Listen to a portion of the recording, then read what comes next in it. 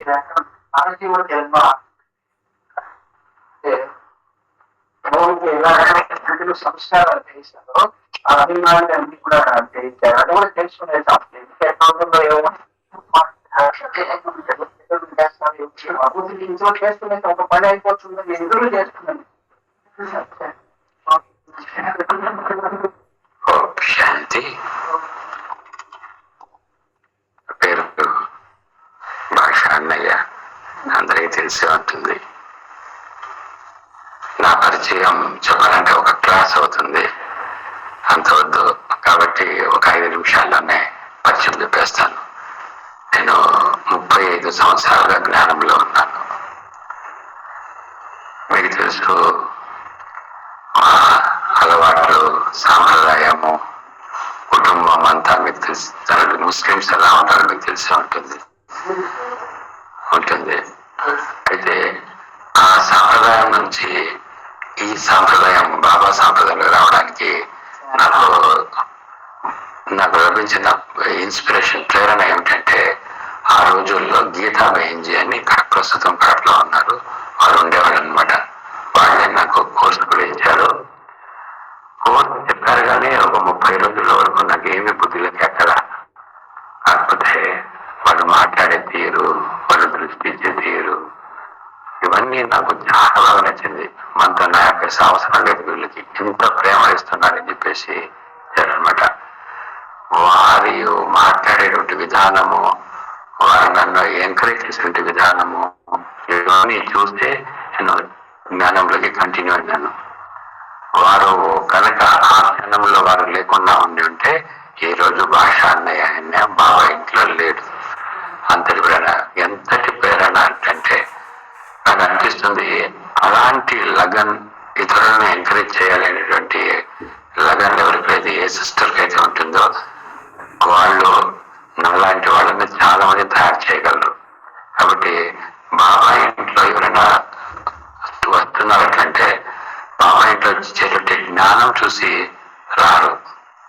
బాబా ఇంట్లో కొత్తగా వచ్చేవాడు అంటే ఇక్కడి నుంచి ఏమి ఇంత ప్రేమని, ఇంత ఆప్యాయతని, బయట ప్రపంచంలో లేనంతటి ఆప్యాయతని ఇక్కడ మాత్రమే దొరుకుతుంది అనే ఫీలింగ్ ఎప్పుడైతే ఇక్కడ ఉండే సిస్టర్స్ ద్వారా పొందుకుంటామో అటువంటి వాళ్ళు మాత్రం కంటిన్యూ అవుతారు.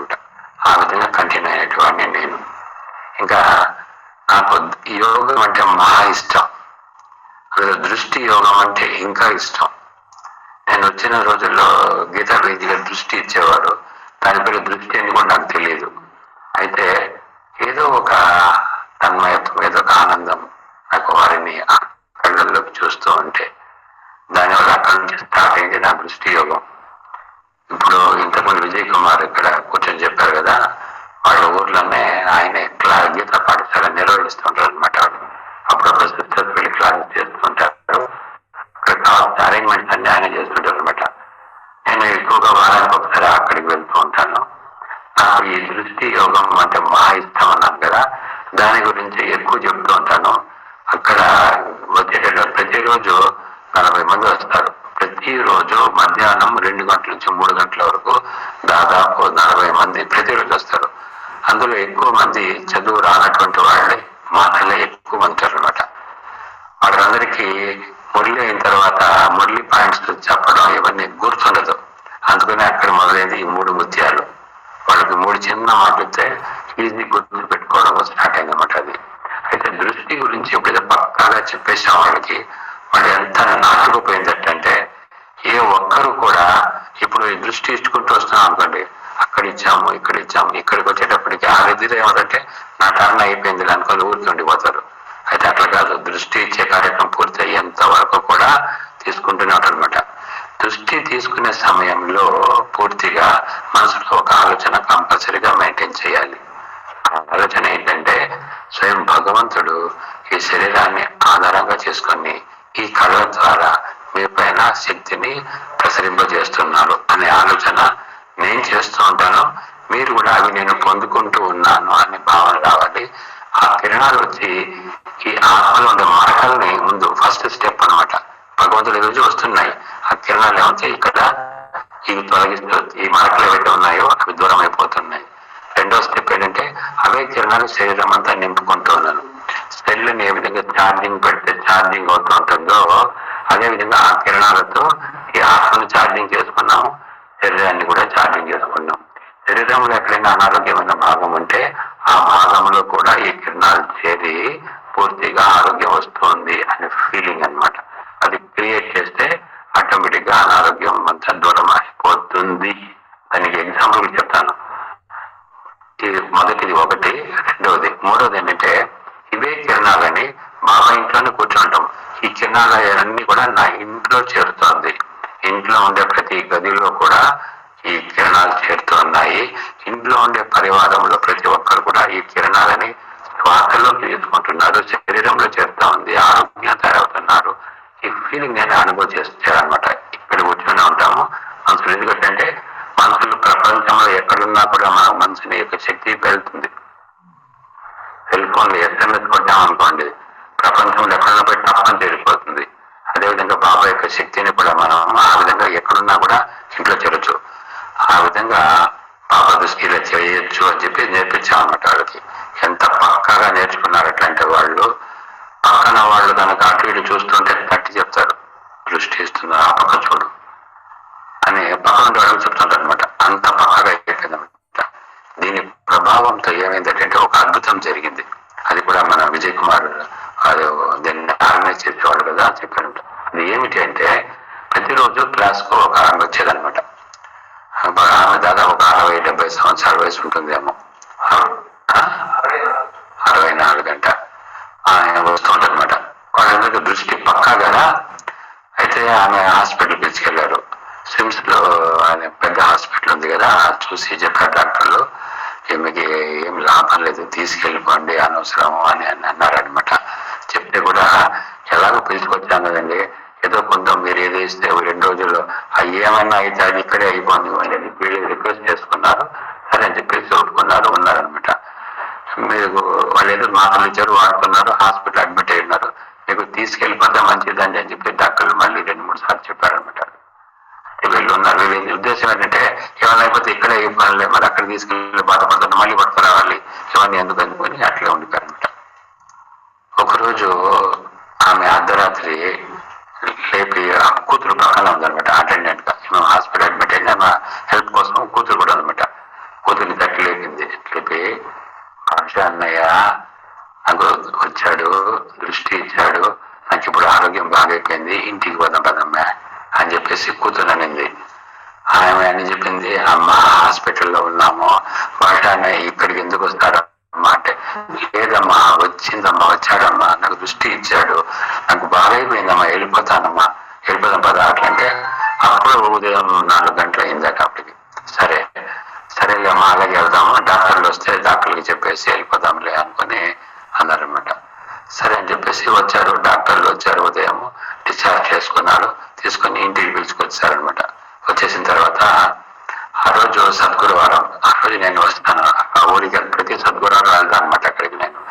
ఈ రోజు సద్గురువారం భాష అని వచ్చి ఉంటాడు, పోయి దృష్టి తీసుకుందాం అని అంటే కూతురు చెప్పిందట, వాళ్ళు ఎక్కడ పోతావు, బండ్లు నడిచిపోతావా అంటే నేను నడవలేను అని చెప్పి. కొన్ని బండ్లో కూర్చోబెడతాను, కూర్చొని పోవాలంటే నేను బ్యాలెన్స్ తగ్గి పడిపోతాను. ఎట్ట చేస్తాం మరి అని అంటే, సరే ఈ అక్కయ్య ప్రసన్న అక్కయ్య అనమాట, వాళ్ళకి చెప్పారనమాట, ఇలా ఉంది ఆమె పరిస్థితి, ఆమె రావాలనుకుంటుంది, రాలేకపోతుందంటే, ఆమె రాకపోతే ఏమి భాష నేను అడిగి పట్టుకొస్తాం అని అన్నారు చెప్పారు. సరే అడిగి పట్టుకెళ్ళానమాట. అడిగి వెళ్ళిన తర్వాత ఆమె ఈ స్టోరీ అంతా అప్పుడు చెప్పింది నాకు, ఇలా ఇలా జరిగింది అని చెప్పేసి స్టోరీ అంతా చెప్పింది అనమాట ఆడికి. ఆ తర్వాత నేను నెక్స్ట్ వారం వెళ్ళేటప్పటికి ఆమె క్లాస్ వచ్చేసింది. క్లాస్ లో వచ్చి కూర్చొని ఈ 3 ముత్యాలు ఉంది కదా అవి పలుకుతాను అనమాట. ఆమె అందరితో పాటు పలుకుతుంది. నాకు చాలా ఆశ్చర్యం వేసింది, నాకు సంతోషం వేసి అన్నాను, అక్క సిమ్స్ హాస్పిటల్లో లాభం లేదు, తీసుకెళ్ళిపోండి చెప్పినప్పుడు పరిస్థితికి ఇప్పుడు బాబా ఇంట్లో కూర్చొని అందరితో సమానంగా 3 ముత్యాలని బాబా మళ్ళీ మాటల్ని పలుకుతున్నావు, చాలా సంతోషంగా ఉందక్క అని చెప్పేసి నేను అంటే, క్లాస్ లో 40 మంది ఉన్నారు కదా, అందులో ఒక ఆమె చెప్పింది, నువ్వే అంటే కదా పోయి దృష్టి ఇచ్చింది అని చెప్పేసి ఒక ఆమె అనింది.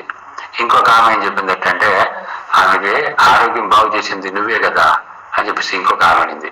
ఇప్పుడు ప్రసన్న కానీ ఎవరు ఆర్గనైజ్ చేస్తారో వీళ్ళకి ఆమె చెప్పారు అలా పలకకూడదు, బాబానే భాష ద్వారా దృష్టి ఇచ్చి నీకు బాగు చేశారు, ఇక్కడ చెప్పాలి కానీ ఆయన చేసిన మాట చెప్పకూడదు అని చెప్పారు అనమాట. ఈ స్టోరీ మీకు అందరికి ఎందుకు చెప్తున్నట్లంటే ఇక్కడ నా పాత్ర ఏమైనా ఉందా ఉందా ఏమైనా ఉందా? నేను ఎక్కడ లేను, నేను డైరెక్ట్ గా హాస్పిటల్కి పోయి దృష్టి ఇవ్వలే. అయితే ఆమె మనసులో ఫీలింగ్ చూసారా, దృష్టి తీసుకుంటే నేను బాగైపోతానని ఒక చిన్న ఫీలింగ్ చూసారా, ఆ ఫీలింగ్ ఎంత పనిచేసిందంటే డాక్టర్లు కాదు తీసుకెళ్ళిపో అని చెప్పేటటువంటి వాళ్ళకు కూడా ఆరోగ్యాన్ని ఇస్తుంది. అంతటి శక్తి బాబా యొక్క దృష్టిలో ఉంది. దాన్ని ఎప్పుడైతే మనం పర్ఫెక్ట్ గా వాడుకుంటామో ఇటువంటి ఆరోగ్యం కూడా మనం పొందగలం. బాబా చాలాసార్లు అంటాడు మీరు నిరోగిగా తయారవుతారు, స్మృతి యాత్రలు అంటారు అనమాట. కాబట్టి ఈ విధంగా దృష్టిలో ఇంతటి శక్తి ఉంది. ఇది ప్రాక్టికల్ ఎగ్జాంపుల్. ఇప్పుడు ఈ రోజు ఆమె రెగ్యులర్ వస్తాను దాదాపు ఒక 6 months 1 year అయిపోయింది కదా, అయిపోయింది అయిపోయింది. కాబట్టి ఎలా ఎలా ఇంత ఆరోగ్యంగా నడుచుకొని వచ్చేస్తాను, ఇప్పుడు క్లాస్కి వచ్చేస్తా ఉంది. కాబట్టి దృష్టిలో స్వయం భగవంతుడు డైరెక్ట్ గా కనెక్షన్ అనమాట. దాంట్లో ఈ విధంగా ఉంటుంది. ఇంకా చాలా ఎగ్జాంపుల్స్ దృష్టిలో ఉన్నాయి. ఇప్పటికీ ఎక్కువ టైం తీసుకున్నాను.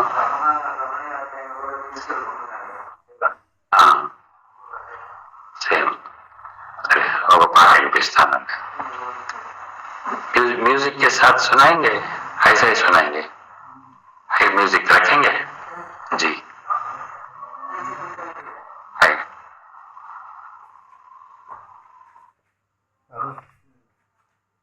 थोड़ा पानी पिलाएंगे.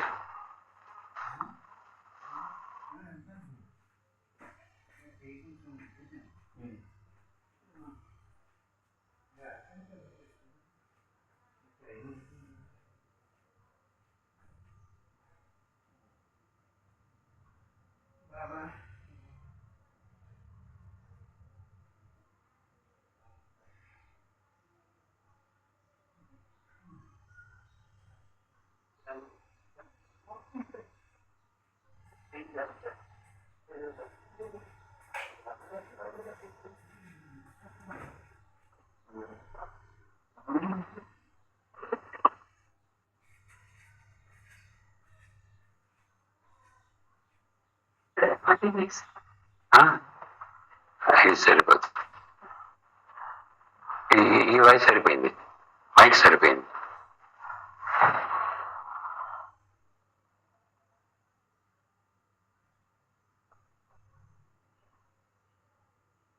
నేను 1998లో వచ్చాను శ్రీకాకుళం. అప్పుడు ఇక్కడే కోటిని క్లాస్ చేశాను. ఆ తర్వాత ఇప్పుడు వస్తున్నాను అనమాట. ఆ రోజు నేను ఎన్నెన్నో జన్మల బంధం పాట పాడినాను. చాలా మంది నేను నలుగురు ప్రతిసారి కూడా శ్రీకాకుళం నుంచి తిరుపతికి వస్తారు కదా, వాళ్ళు అంటుంటారు అనమాట, నా ఎన్నెన్నో జన్మల బంధం పాట బాగుంది అనేవాడు. అందుకని అదే పాటని ఇప్పుడు మీకు వినిపిస్తాను.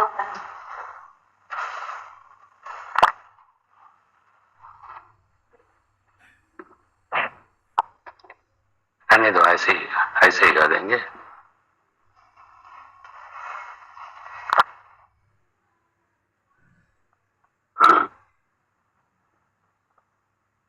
ఓకే, మ్యూజిక్ చాక్ దొరకలేదేమో, అది లేకుండానే విందామా?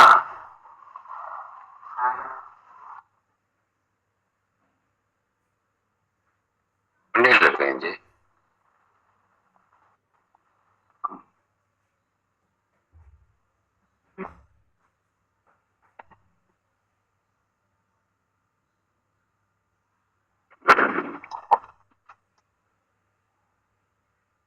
వైట్ అనేది వైట్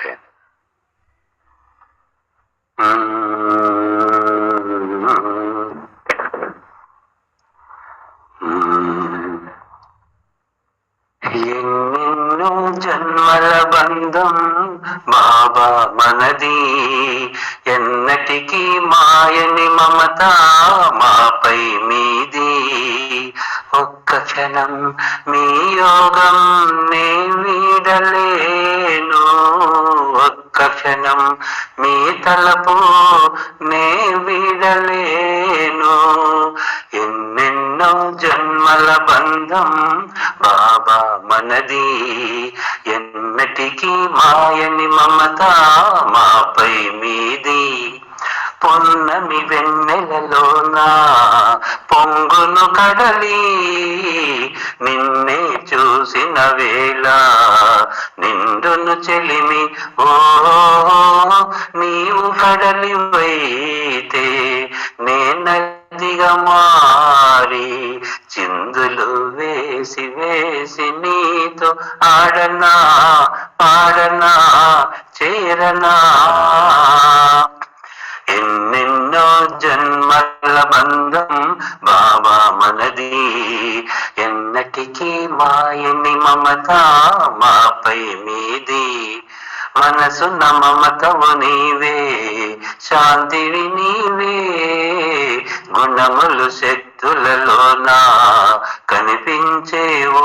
ఓ నీ నీడనేనై నా తోడు నీవై చిందులు వేసి వేసి నీతో ఆడనా పాడనా చేరనా. ఎన్నెన్నో జన్మల బంధం బాబా మనది, ఎన్నటికీ మాయని మమత మాపై మీది. ఆ ఓ ఆ కోటి జన్మలకైనా కోరేదొకటే, శ్రీకాకుళం సెంటర్లోనే బాబా మీరుండాలి.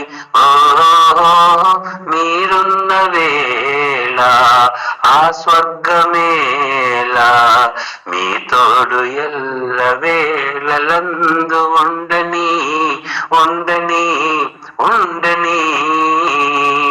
ఎన్నెన్నో ఎన్నెన్నో జన్మల బంధం బాబా మనది, ఎన్నటికీ ఎన్నటికీ మాయని మమత మాపై మీది.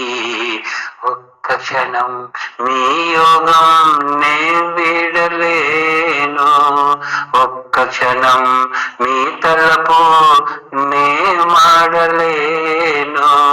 లా లా లా లా ఓహో.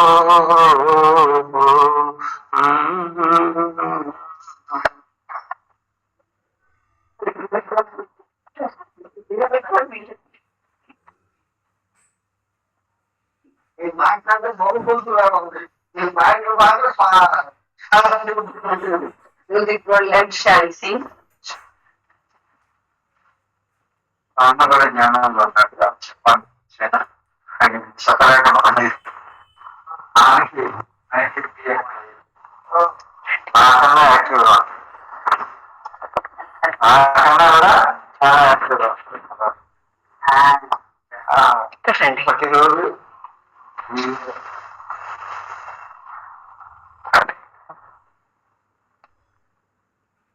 నాన్న 93 ఏజ్ ఇప్పటికి. నాకన్నా చాలా చాలా బాగుంటాడు. నాకు ముందుగానే మురళి చదువుకుంటాడు. మురళి చదవడం సమానాలు 108 ఫస్ట్లో 21 రాయించే మన బెంజి అలవాటు చేపించారు. నాకు అర్థం కాదమ్మా అంటే, నువ్వు గమ్ముగా అన్న మీ అబ్బాయి క్లాసులు చేస్తారు కదా, నువ్వు ముందు సీట్లో మీకు కూర్చోను, గమ్ముగా కూర్చో అంతే, నేను అంతే అన్నాడు. ఆ రోజు నుంచి ఈ రోజు కూడా క్లాసులు ఏదన్నా నలత అయినప్పుడు రాలేదు, కానీ కంపల్సరీ అయితే క్లాస్కి వస్తారు. 108 రాసి 21 తర్వాత 108 రాస్తే మంచిది నాన్న అన్న. మంచిది అంటానే అమ్మర్స్టోరీ స్టార్ట్ చేసేసారు.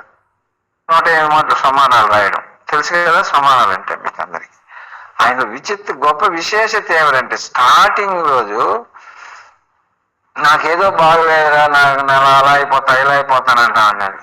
అప్పటికి తెలుస్తానంటే సరే ఎందుకు బాగలేదని చెప్పేసి హాస్పిటల్కి తీసుకెళ్తే చెకప్ చేస్తే అన్నీ బాగున్నాయి. సరే అప్పుడు డాక్టర్కి నేను ఊరికే మెసేజ్ ఇచ్చాట, సార్ ఏదో ఒక ట్యాబ్లెట్ పెట్టండి ఆయన తృప్తి కోసం అనేసి.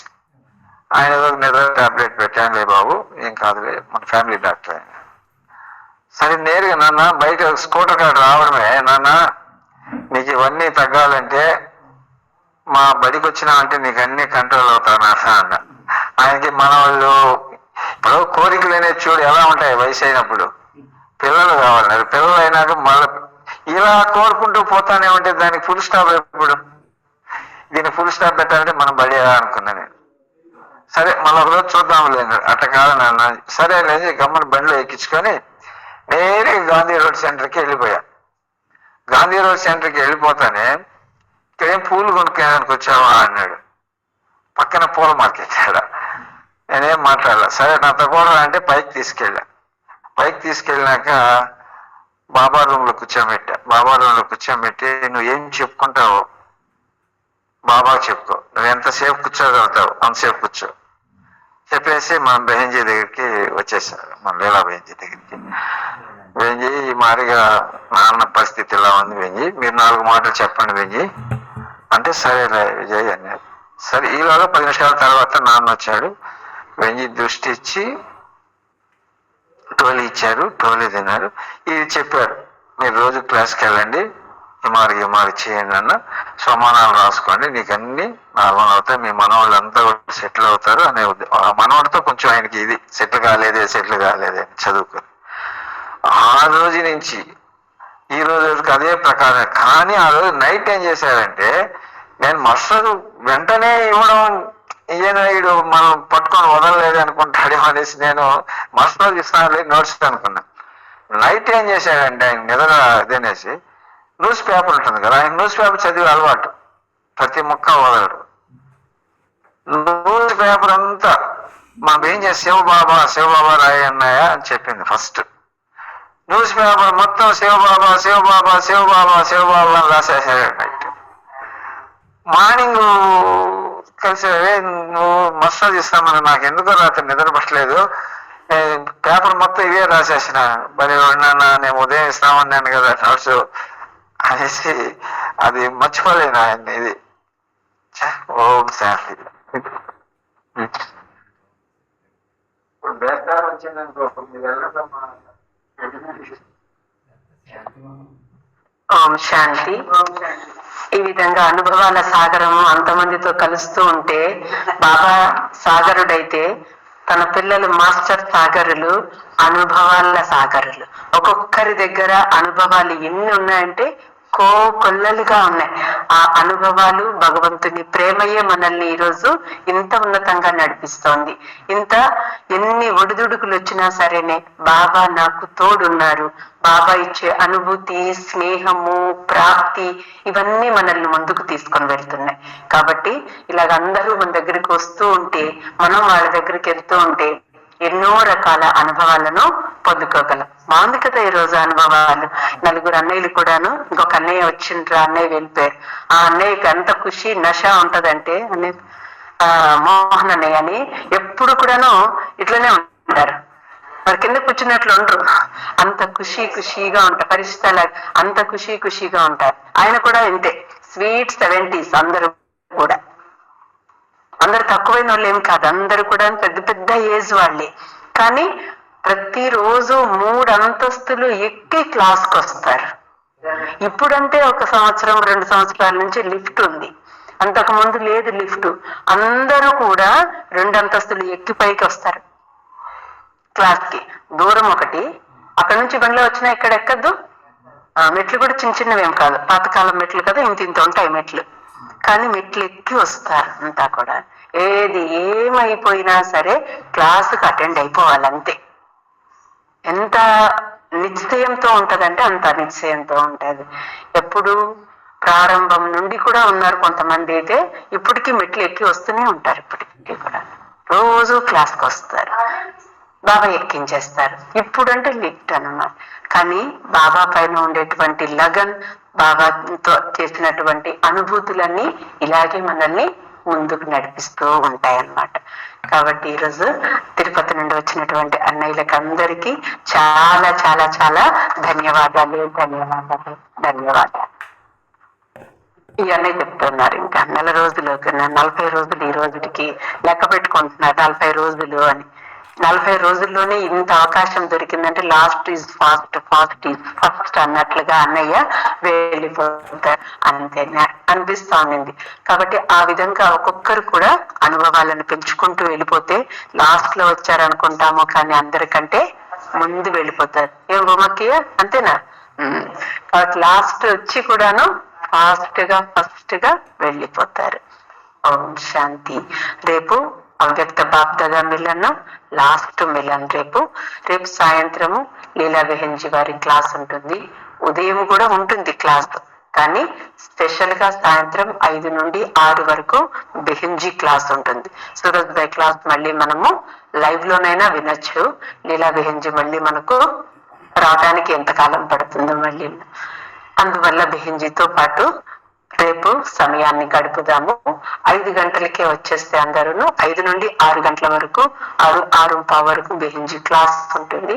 తర్వాత బాబాకు భోగు, తర్వాత అవ్యక్త మురళి రివైజ్ లైవ్ విందాం అందరం కూడా.